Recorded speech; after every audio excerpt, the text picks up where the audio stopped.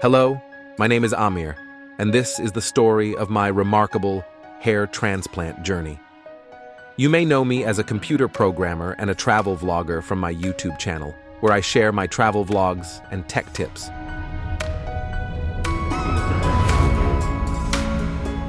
But today, I'm going to share something different, something very personal. The story of my hair loss and the transformative experience of a hair transplant. The story of how I got my life back on track, and I hope my experience will be insightful for many of you. For me, the hair loss process began when I was 22 years old. I was lucky to have thick, beautiful hair back then. I didn't worry about my hair much, like most people who have good hair. Back then, I had no idea how much I would miss having hair. I should have been more grateful for this wonderful gift from nature and taken better care of it. In reality, my hair loss wasn't caused by using bad shampoo or using some water that wasn't right for me. It was just a matter of genetics. In 2014, I started my first job. This is when I started to lose my hair. At first, I didn't pay much attention to it because I was focusing on my career. I thought about my hair loss sometimes, and it scared me to see how quickly I was losing hair. Still, I never thought I'd lose my hair, but my hair loss didn't stop. I didn't even notice that I had lost almost 20% of my hair before I knew it. This happens to a lot of guys who start to lose their hair. This is a common issue. You might lose a significant amount of hair, but still convince yourself that you have plenty left, and cleverly cover up the bald spots with the hair that you still have. In February 2017, I moved to the UAE for a job opportunity as a web developer. It's a well-known rumor that water in the UAE is not beneficial for hair. While I can't confirm this, my hair loss seemed to accelerate after moving there. Within less than 2 years, I had lost between 44% to 50% of my hair. At this point, the idea of a hair transplant became a serious consideration for me. First hair transplant. I chose to have my transplant in Pakistan primarily because it was the option I was most familiar with. I knew that Turkey was known for having good hair transplants, but my knowledge about their procedures was limited. The hair transplant procedure went smoothly, and a year later, I was happy with the results. But after 2 years, my hair started to thin again for no reason. It was really upsetting for me to see gaps in my hair. I thought that after the hair transplant, my hair would grow back the way it was before. I was wrong about what hair transplants were supposed to do. I thought they would totally restore my hair to its original state, which is not quite right. If you want to keep the benefits, you need more than just one procedure. You may need ongoing care, a healthy lifestyle, and even more treatments. My second hair transplant. For my second hair transplant, I once again picked Pakistan. To be honest, I don't know why I didn't choose Turkey for my second surgery, especially since I could now afford it. After the transplant, once again, things went well for about 8 months. But then, I started losing a lot of hair. I asked my doctor about it. He told me it was because of the medicine he had given me. After my surgery, he gave me a certain drug that I had to take every day. It turned out that this medicine was making hair grow temporarily. As soon as I learned this, I immediately stopped taking the drug. I wanted to see the genuine outcome of my transplant without any medicine.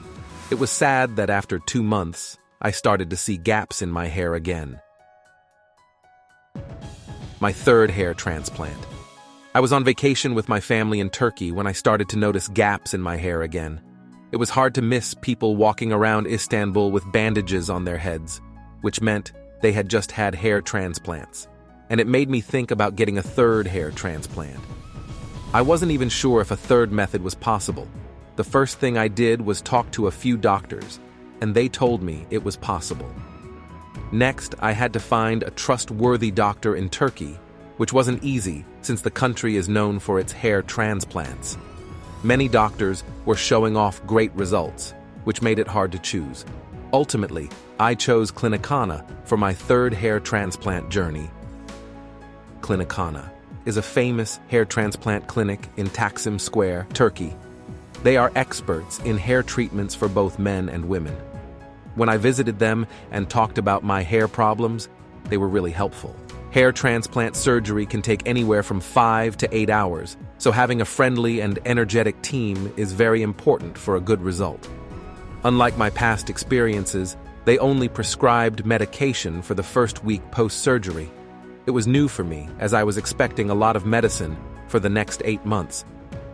I asked why I wasn't getting any extra medicine. They simply said it wasn't necessary. I decided to trust their expertise and see how things would unfold. The transplant process went well, and the whole experience was great. My healing and hair growth journey started, and the first few months went as expected, similar to my previous transplants. But I told myself not to get too excited too soon, because the real results wouldn't show up for another 6 to 8 months. Result.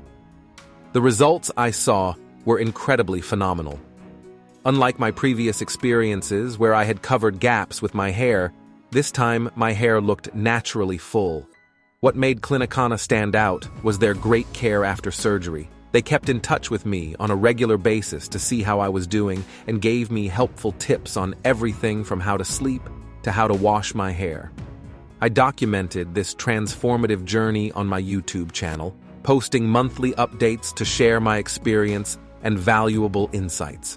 The videos are in Urdu, but you can still see how my hair restoration journey is going even if you don't understand the language. The costs of my hair transplants.